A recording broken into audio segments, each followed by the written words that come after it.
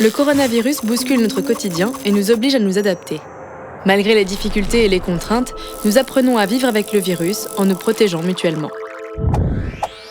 Tester, alerter, protéger sont 3 mesures simples et essentielles pour y parvenir ensemble. D'abord, tester. Fièvre, toux, maux de tête, fatigue intense ou perte de goût et d'odorat. Dès les premiers symptômes et au moindre doute, je m'isole et je me fais tester immédiatement. J'ai été en contact à risque avec une personne qui a été testée positive au coronavirus. Je dois m'isoler et me faire tester immédiatement, puis de nouveau au bout de 7 jours.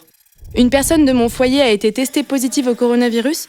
Je me fais tester tout de suite, je m'isole jusqu'à 10 jours après la guérison ou la fin de l'isolement de la personne de mon foyer. Même si le test est négatif, je reste isolée et je me refais tester au bout de 17 jours. Se faire tester dès qu'on ressent des symptômes ou lorsque l'on est personne contact est primordial et permet dans un premier temps de déterminer si on est porteur du virus. Ensuite, alerter. J'ai un test positif. Cela veut dire que je suis contagieux depuis déjà quelques jours et que j'ai pu contaminer des gens. Il faut les prévenir pour qu'ils puissent eux aussi s'isoler et se faire tester. Je scanne sur l'application Tous Anti-Covid le QR code qui figure sur les résultats du test. Les personnes que j'ai croisées seront alors alertées par l'application.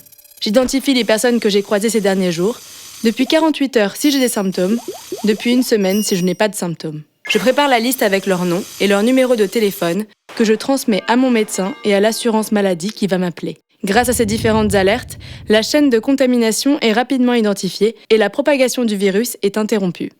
Enfin, protéger.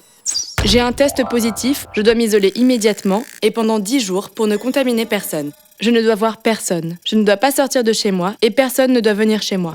Je télétravaille et si je ne peux pas télétravailler, je me déclare sur le téléservice de l'assurance maladie pour obtenir un arrêt de travail. Je serai alors totalement indemnisée. Je me fais livrer mes courses et demande à des proches de m'aider. Si je ne vis pas seule, toute la famille s'isole avec moi, mais je dois à tout prix éviter de les contaminer. Je m'isole dans une pièce que je ne quitte pas, y compris pour manger. Si au bout de 10 jours d'isolement je n'ai pas de symptômes, je peux reprendre une vie normale en continuant à respecter strictement les gestes barrières et en limitant mes contacts, en particulier avec les personnes fragiles, et en privilégiant si possible le télétravail. Si au bout de 10 jours d'isolement j'ai de la fièvre, je reste isolée 48 heures de plus après disparition de la fièvre et je contacte mon médecin. Je suis une personne contact et mon premier test est négatif, je dois malgré tout rester isolée pendant 7 jours et refaire un test au 7e jour. Tester, alerter, protéger. Respecter ces 3 mesures collectivement, c'est protéger mes proches, éviter la propagation du virus, limiter le nombre de patients en réanimation et entrevoir enfin le retour à une vie normale. Plus que jamais, continuons à respecter les gestes barrières pour faire barrage au virus.